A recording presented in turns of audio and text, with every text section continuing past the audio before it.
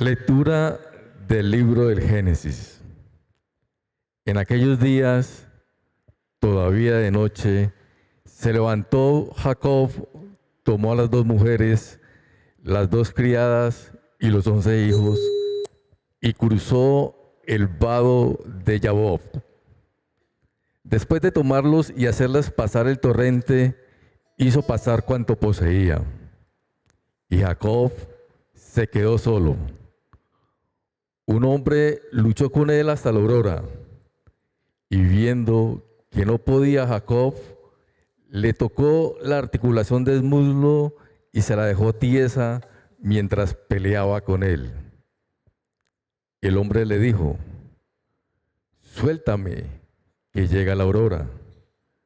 Jacob respondió: no te soltaré hasta que me bendigas. Él le preguntó: ¿cómo te llamas? Contestó: Jacob. Le replicó: ya no te llamarás Jacob, sino Israel, porque has luchado con Dios y con los hombres y has vencido. Jacob a su vez preguntó: dime tu nombre. Respondió: ¿por qué me preguntas mi nombre? Y le bendijo. Jacob llamó a aquel lugar Penuel, pues se dijo: he visto a Dios cara a cara y he quedado vivo. Cuando atravesaba Penuel, salía el sol y él iba cojeando del muslo. Por eso los hijos de Israel hasta hoy no comen el tendón de la articulación del muslo, porque Jacob fue herido en dicho tendón del muslo. Palabra de Dios. Te alabamos, Señor. Yo con mi apelación vengo a tu presencia, Señor. Yo con mi apelación vengo a tu presencia, Señor. Señor, escucha mi apelación, atiende a mis clamores, presta oído a mi súplica, que en mis labios no hay engaño. Yo con mi apelación vengo a tu presencia, Señor. Emane de ti la sentencia, miren tus ojos la rectitud. Aunque sondees mi corazón, visitándolo de noche, aunque me pruebes al fuego, no encontrarás malicia en mí. Yo con mi apelación vengo a tu presencia, Señor. Yo te invoco porque tú me respondes, Dios mío. Inclina el oído y escucha mis palabras. Muestra las maravillas de tu misericordia.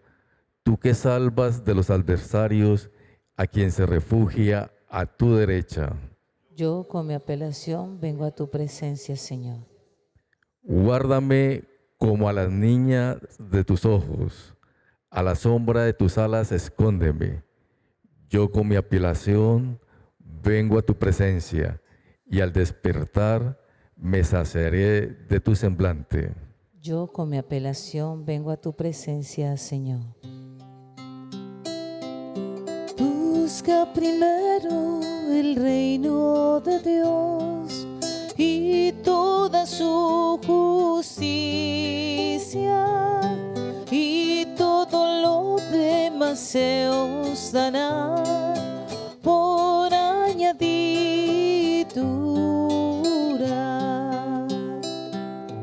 Aleluya, aleluya, aleluya, aleluya, aleluya, aleluya, aleluya, aleluya, aleluya. El Señor esté con todos ustedes. Y con tu espíritu. Lectura del Santo Evangelio de nuestro Señor Jesucristo según San Mateo. Gloria a ti, Señor. Capítulo 9, versículo del 32 al 38. En aquel tiempo le llevaron a Jesús a un endemoniado mudo, y después de echar al demonio el mudo habló. La gente decía admirada: nunca se ha visto en Israel cosa igual. En cambio los fariseos decían: este echa a los demonios con el poder del jefe de los demonios.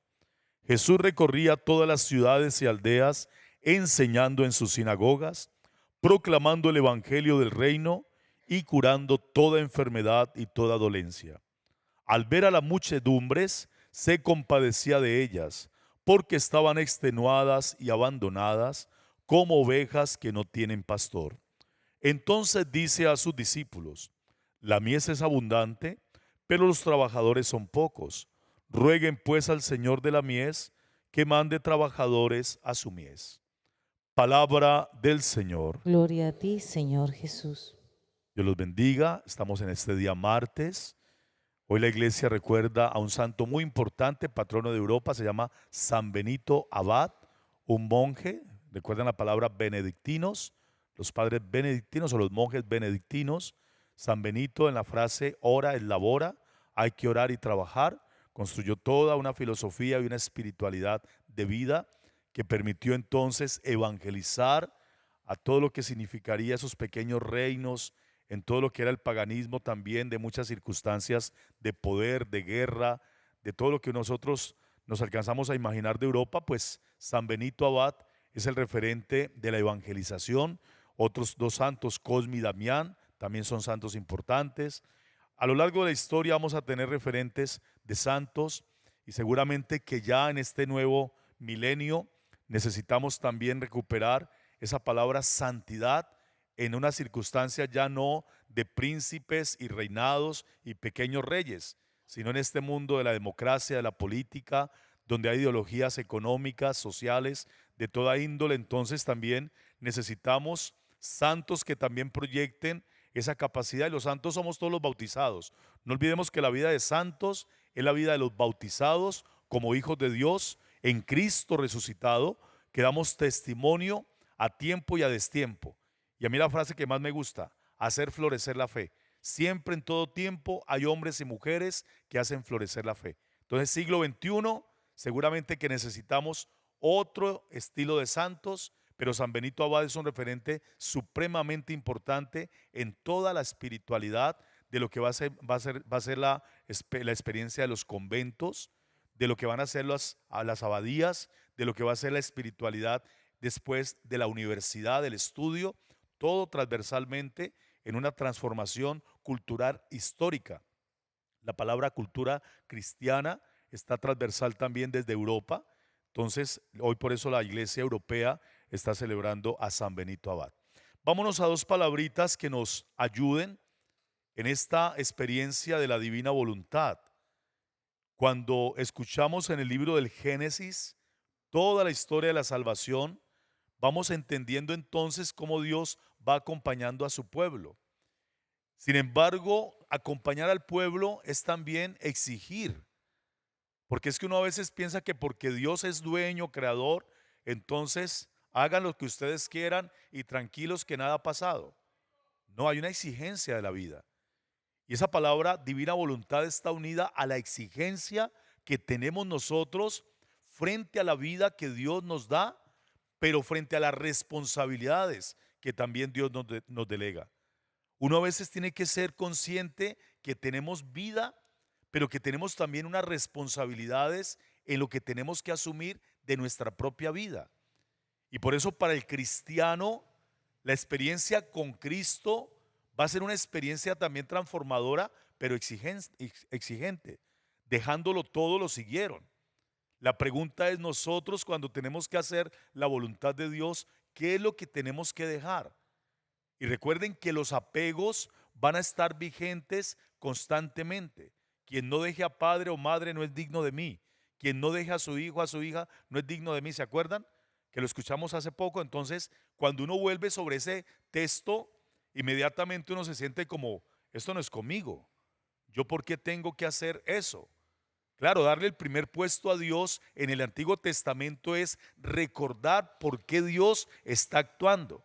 Abraham, Isaac, Jacob, la historia de Moisés, todo lo transversal de la fe está en la exigencia. Y una exigencia que va a llevarnos a una formación, a una transformación, pero tantas veces que me escuchan decirlo, a una espiritualidad. El pueblo de Israel ha mantenido y mantiene hasta hoy su identidad porque hay una espiritualidad. la espiritualidad judía. Y a pesar de que Cristo vino al mundo y no lo aceptaron, ellos siguen esperando al Mesías. Y hay una espiritualidad que es transversal a toda su experiencia histórica, pero también la experiencia de la tierra. Por eso allá 1 centímetro, córrase para allá que eso es mío. Y otra vez, córrase para acá que eso es mío. La tierra se vuelve un problema gigantesco en la convivencia, pero en la espiritualidad misma. Porque es que la tierra va a ser el fundamento de su historia. Y si no tienen tierra, entonces no tienen un legado ni una historia. ¿Por qué lo digo? Porque nuestra experiencia hoy también tiene que ser de exigencia. Y ya nosotros no peleamos por la tierra. Nosotros estamos en la iglesia. Entonces miren ustedes que tenemos un dilema gigante cuando la iglesia recibe tantos ataques y cuando escuchamos la enseñanza. Ayer me mandaron un audio de una señora muy querida diciendo, no, la comunión y el Papa que no acepta. Y yo dice, pero ¿en qué momento es que estamos? Entonces, si el Papa no es la autoridad, entonces ¿quién es la autoridad para nosotros? Está equivocado. Entonces, si un sacerdote sale a hacer una apología, entonces, ¿y el Papa quién es para nosotros entonces? Si no es la autoridad suprema, ¿quién es el Papa? Entonces nosotros tenemos que ser muy cuidadosos, porque a veces queremos exigencias a mi gusto, a mi modo y a mi amaño. Y si nosotros no obedecemos la autoridad del Papa, que nos dice muchas cosas claras, desde la teología, desde el dogma, desde la palabra de Dios, entonces la exigencia la relativizo y la vuelvo entonces un gueto, un grupito, y la iglesia no es una secta. Nosotros no somos una secta, nosotros somos una comunidad que ha madurado, que ha hecho la voluntad de Dios en un proceso largo e histórico de 2023 años. Entonces tengamos cuidado porque también hay amenazas que van llegando en contra de la voluntad de Dios. Y la voluntad de Dios está mediada a través de nuestra iglesia. Y la autoridad del Papa es una autoridad también delegada por Jesucristo a través de Pedro. Y nosotros tenemos que ser conscientes de esa palabra, delegada directamente por el Hijo de Dios a través de Pedro. Entonces este camino de fe nos tiene que poner también de manifiesto la exigencia primero, la obediencia. Si nosotros no obedecemos a la iglesia y no le obedecemos a la autoridad que es el Santo Padre, entonces la exigencia no existe. Existe mi propia exigencia a mi modo y entonces se vuelve mi capricho. Y nosotros no hacemos voluntad divina a nuestro capricho. Hacemos la voluntad divina porque creemos en el poder de Dios a través de la Santa Iglesia. Y por eso la experiencia de fe necesita también de la comunidad. Y la experiencia de fe en la voluntad de Dios necesita la orientación de esa autoridad que está representada en el sucesor de Pedro, en los obispos, en los sacerdotes, en la tradición de la iglesia, pero también en una iglesia que va creciendo, en una iglesia que no se queda simplemente cuidando obras de arte en un museo. Somos nosotros que tenemos que vivir la santidad para que la iglesia florezca en santidad. Es muy importante la libertad, pero es muy importante la voluntad. Dios nos hizo libres, pero la voluntad de Dios la hacemos porque Cristo vino al mundo. Que se haga tu voluntad, Padre, y no la mía. Terminemos con el salmo de hoy, que es un salmo que precisamente nos aterriza para poder entender qué es lo que nosotros vivimos y por qué lo vivimos. Entonces, por favor, tengamos cuidado con la parte doctrinal. Tengamos cuidado cuando ponemos en duda la autoridad del Santo Padre. Tengamos cuidado cuando tomamos posiciones individuales en contra de la comunidad cristiana que es la iglesia, porque entonces la voluntad de Dios no la vamos a cumplir. Vamos a cumplir el capricho personal que a veces se va imponiendo como una verdad que no es verdad. Es un sofisma. Tengan cuidado. Y tenemos que estar atentos porque en este tiempo hay muchas amenazas que van en contra de la voluntad de Dios. Señor, escucha mi apelación, atiende a mis clamores, presta oído a mi súplica, que en mis labios no haya engaño. Emane de ti la sentencia, miren tus ojos la rectitud, aunque sondees mi corazón visitándolo de noche, aunque me pruebes al fuego, no encontrarás malicia en mí. Yo te invoco porque tú me respondes, Dios mío. Inclina el oído y escucha mis palabras. Muestra las maravillas de tu misericordia. tú que salvas de los adversarios a quienes se refugian a tu derecha. Guárdame como a las niñas de tus ojos, a la sombra de tus alas escóndeme. Yo con mi apelación vengo a tu presencia, y al despertar me saciaré de tu semblante. Yo con mi apelación vengo a tu presencia, Señor. Oremos un momento por esa palabra, divina voluntad. Una palabra que en el Padre Nuestro nos pone de manifiesto la autoridad de Dios. Y si hoy estamos hablando de la autoridad de la Iglesia, nos acogemos con humildad a la voluntad de Dios a través de la Santa Iglesia. Aunque nos cueste y aunque tengamos preguntas, nunca dudemos de la autoridad de la Iglesia. Oremos por el Santo Padre Francisco, que a sus 86 años lleva la carga de esa autoridad. Oremos por nuestra conciencia de cristianos, para que podamos cumplir en todo la voluntad divina. Espíritu Santo, danos el discernir en lo que es verdadero y santo. Espíritu Santo, danos criterio para mantener siempre el camino correcto y no desviarnos en falsas doctrinas o en falsas palabras. Espíritu Santo, danos el discernir la voluntad del Padre Santo. Cada uno viva un instante en las decisiones, acciones que en este momento asumes, en la moción del Espíritu Santo que llega también a una dificultad que estás atravesando, a una situación familiar que entregas. Pídele también en ese momento que puedas también asumir la voluntad de Dios en el amor, en la verdad y en la paz.